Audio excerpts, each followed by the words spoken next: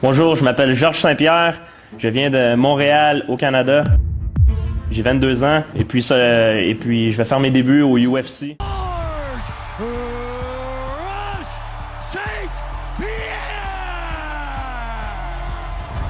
GSP is the greatest UFC fighter to ever live. It's the highest honor I can get. The cherry on the cake, I guess. George St-Pierre! Why George St-Pierre is better than everyone. George St-Pierre has an amazing record of 26 victories and 2 losses. When I watched the first UFC, I was a teenager. Everything changed. It changed my life in a split second. I right away knew that's what I wanted to do. He has defeated the biggest opponents, including Matt Hughes, BJ Penn, and Michael Bisping. He is not just an MMA superstar, but George St-Pierre has dabbled in acting, appearing in films such as Captain America, The Winter Soldier, and Kickboxer. He has also appeared as a guest on several television shows. I would not punch you into the face until the fight. Will you punch me in the stomach? Wow, what a multi-talented man! He also works as an ambassador for numerous sports organizations that promote physical fitness and a healthy lifestyle.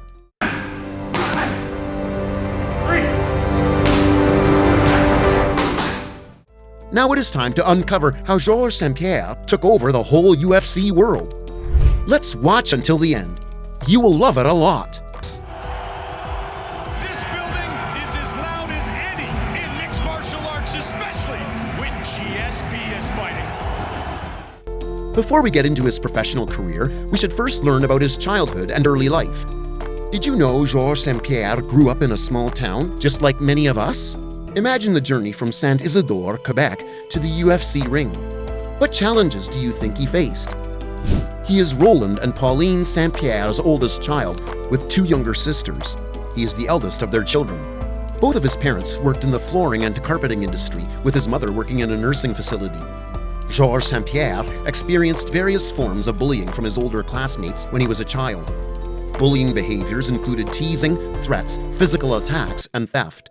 Yeah, I had a big problem at school. Instead of focusing on what the teacher was explaining in front of the class, I was focusing on how I'm gonna get out of the class, take my books, and reach the bus before the bullies get me and hit me and beat me up. So I had a lot of trouble in my early days in school. How would you react if someone tried to take your lunch money?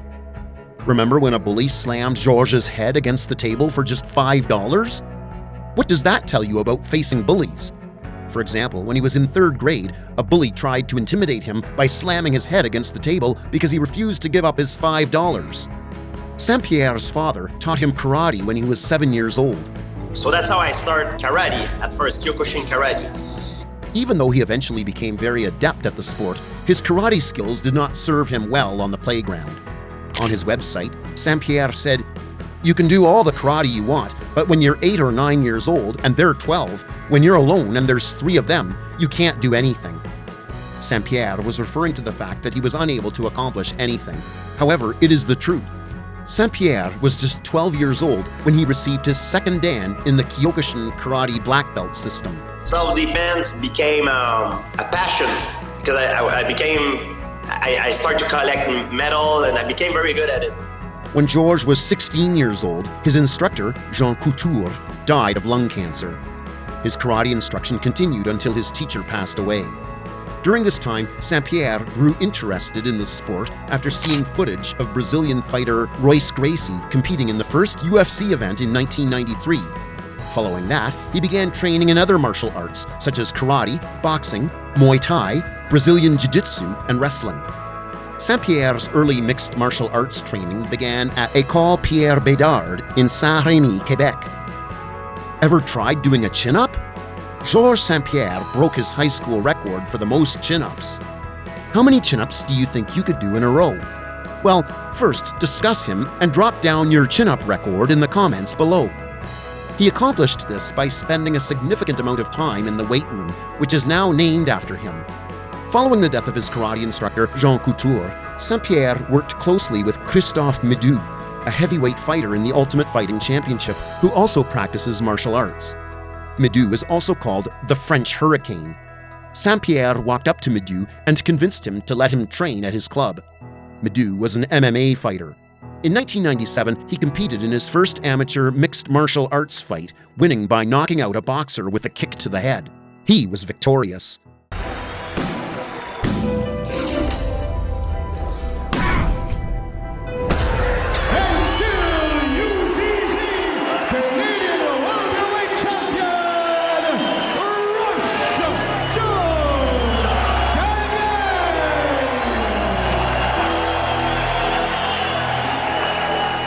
When St-Pierre graduated from high school, he enrolled at the Cégep Édouard Montpetit in Longueuil, Quebec. Can you guess George St-Pierre's odd jobs before becoming a UFC star?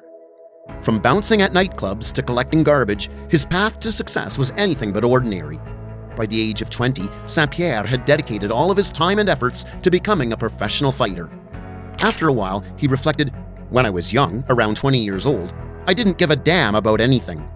Fighting was all I could think about. I wasn't interested in anything else."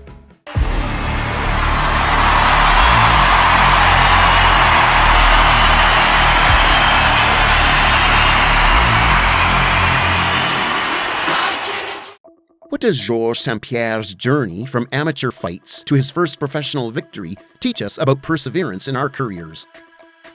It's time to talk about the rise and fame of Georges. Georges was competing in amateur fights at the time he began training in jiu-jitsu.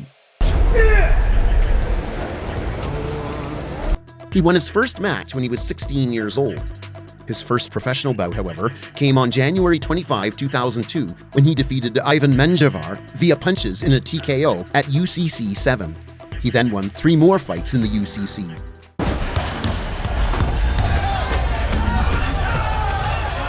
The pride of the South Shore, St. Isidore, Quebec, Canada. He defeated Justin Bruckman at UCC 10 with an armbar choke, Travis Galbraith at UCC 11 with elbows to the head, and Thomas Denny at UCC 12 with punches. How did GSP's attitude toward training and discipline help him succeed in the UFC?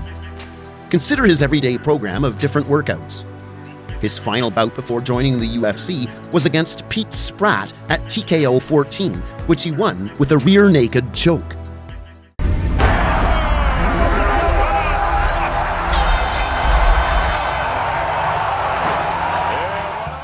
What impact did overcoming personal and professional difficulties have on Georges St-Pierre's career? GSP made his UFC debut at UFC 46, defeating judo expert Karo Parisian by unanimous decision. By unanimous decision, George Rush St-Pierre!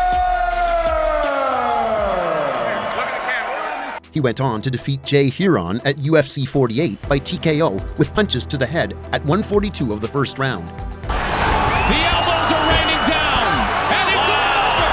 It is all over! George St-Pierre! He was now 7-0-0. Even Dana White said you're the future of the 170-pound division. How did GSP overcome his losses to Matt Hughes and Matt Serra to make comebacks? UFC 50, War of 04. Georges was awestruck as he entered the ring because Hughes had once been one of his heroes.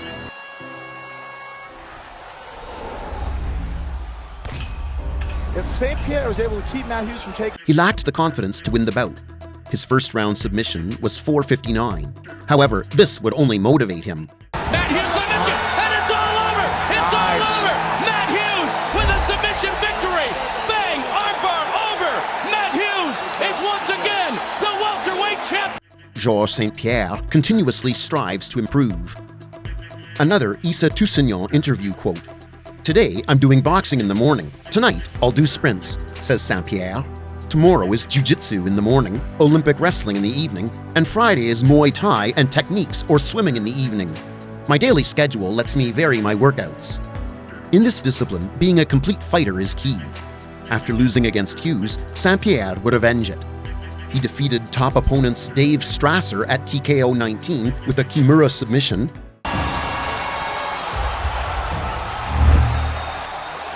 Jason Mayhem Miller at UFC 52 with a unanimous decision, Frank Trigg with a rear naked choke at UFC 54, and Sean Shirk with punches and elbows at UFC 56.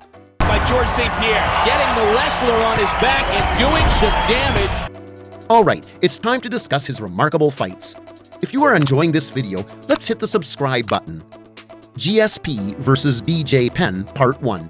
Penn ruled the first round. He was winning the stand-up combat and bloodying St-Pierre's nose. Very good first round for BJ Penn. BJ Penn is a deceptively strong striker. Georges' conditioning was too much for BJ, who pooped out in round 2. Georges defeated the former UFC welterweight champion by split decision in the second and third rounds to become the top contender. And another takedown by St-Pierre. Who will get to fight Matt Hughes? I would hate to have to score that fight. The championship shot rematch versus Matt Hughes was scheduled. George St-Pierre!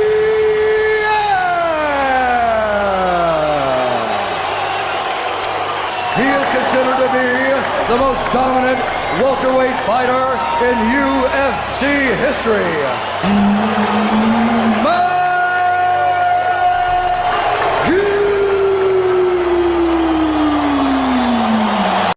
GSP Matt Serra Part 1. At UFC 69 on April 7, 2007, George St-Pierre lost the title to Matt Serra by TKO at 3:25 in round 1. Mount and just dropping bombs.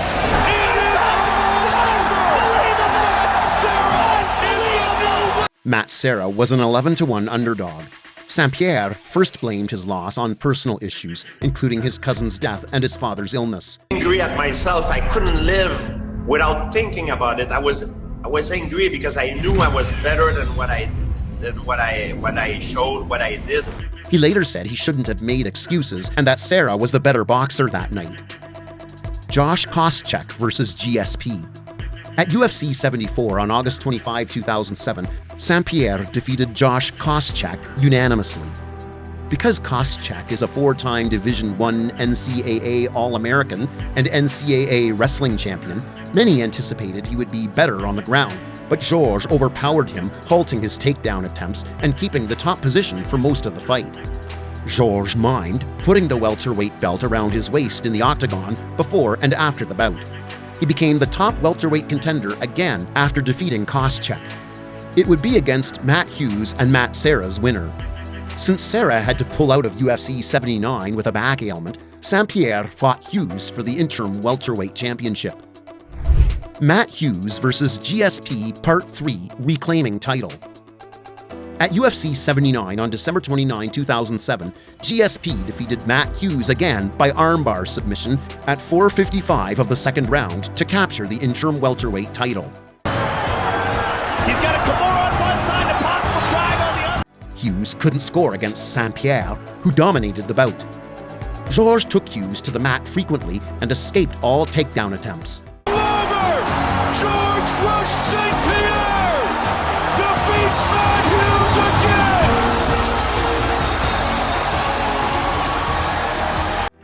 Defense of title.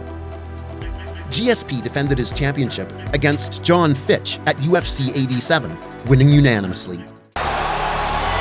St-Pierre will exit Target Center as the UFC welterweight champion. I don't think there can be any doubt.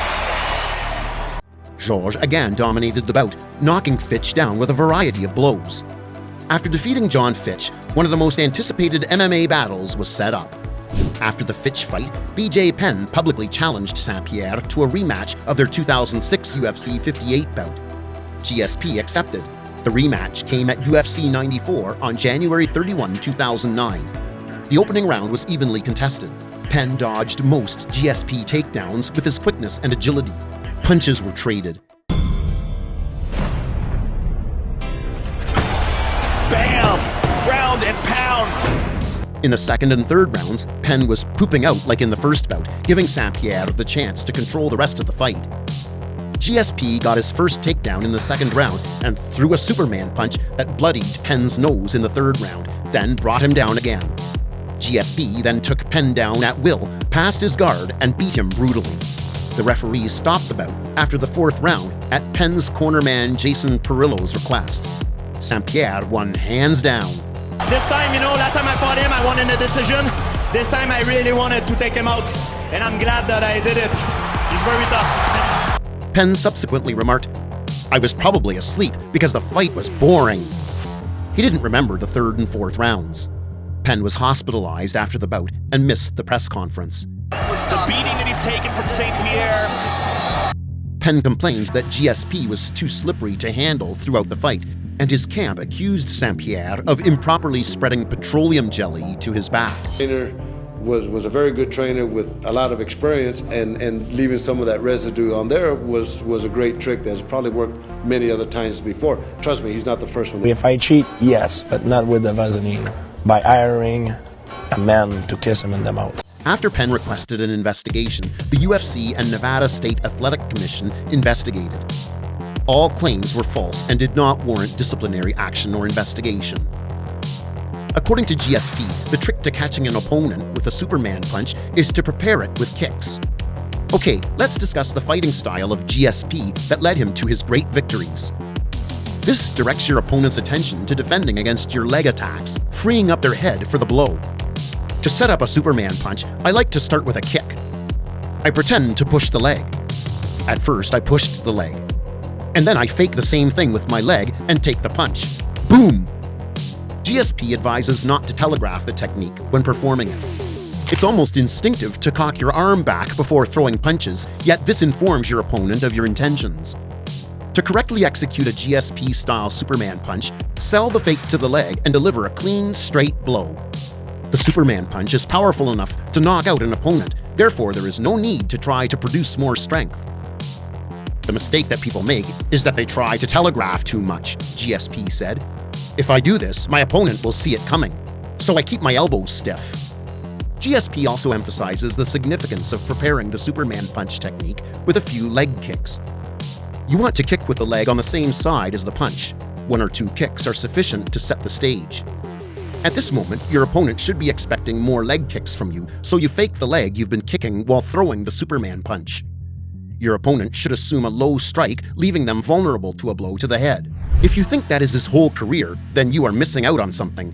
George left the UFC in the middle of his career. But suddenly, news comes live. A famous UFC welterweight champion is stepping back into the spotlight after a 6-year hiatus. Yeah, the welterweight champion, who has held the title for the longest period in the history of the UFC, is getting ready to make a comeback.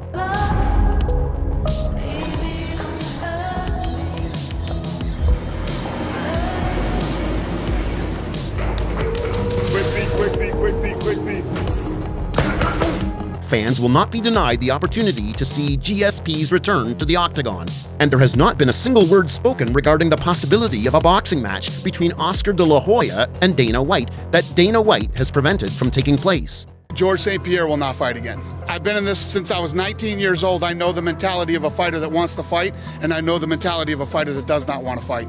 I wholeheartedly believe you will never see George St-Pierre in the octagon again unless he's cornering somebody. But George St-Pierre will be making his return to the world of combat sports competition in December when the Ultimate Fighting Championship will host the Fight Pass Invitational Grappling Series. The Ultimate Fighting Championship has hosted 4 high-profile grappling events on their Fight Pass streaming platform up to this point. In the main event of their most recent card, which took place on June 29th, grappling superstar Craig Jones faced off against Felipe Pena. Additionally, Glover Teixeira faced off against Anthony Smith, who had previously competed against each other in the octagon. During the media day for UFC 290, which took place on Thursday, July 6th, George St-Pierre made an unexpected appearance and made a significant announcement. George St-Pierre is back! So everything I'm gonna do the biggest fight as possible, and I wanna make history. Gives a fuck. No one gives a fuck, George. Everybody, I'm sorry I'm late. Dana, my apologies. George, my apologies. Since he had retired from the Ultimate Fighting Championship for the second time in 2017, he would be participating in his first competitive combat sports event. To put it into perspective, we have gone an entire 6 years without a GSP bout of any kind. However, all of that will halt in December. I'm 42 years old, and it gives me, because I felt at the end, when I retired, I was training, but I needed some, I like the kick of competition, GSP said to a small crowd consisting of members of the media and supporters. I would like to regain it, and I would like to experience the rush of adrenaline once more. In addition, I believe that it is a way for fighters who still want to compete, make money, and have fun with the fans and the family of the Ultimate Fighting Championship. As we end this in-depth look at George St-Pierre's extraordinary path, we can see how his perseverance, ability, and sportsmanship have set him apart in the world of mixed martial arts. From his humble beginnings in Saint-Isidore, Quebec, where he faced bullying and overcame adversity, to dominating the UFC and becoming a sporting legend, GSP's tale is one of tenacity, devotion, and the quest for excellence. His return to the octagon, even at 42, demonstrates his undying spirit and love of competition. It's not just the battles he's won, but how he fought them, with honor, respect, and a never-ending desire to improve. GSP has left an unmistakable mark not only on the UFC, but also on the hearts of fans all over the world, motivating countless others to face their obstacles head-on, just like he did. So, while we await George St-Pierre's return to the grappling arena, it serves as a reminder of his unequaled legacy and the never-ending excitement of competition. Whether you've been a fan since his early days or are just getting to know the legend that is GSP, his story exemplifies what it means to be truly excellent in your area. What do you believe sets GSP apart from the competition? Is it his skill set, his approach to the game, or the way he conducts himself inside and beyond the ring? Leave your opinions in the comments section below, and we'll keep the conversation going. GSP's journey may not be done yet, and who knows what fascinating chapters are ahead. Remember, in the realm of the UFC, legends never truly retire, they only find new ways to inspire us. Until next time, continue fighting the good fight just like GSP. So, if you like this video, make sure to subscribe to our channel and hit the bell icon for more documentary videos like this.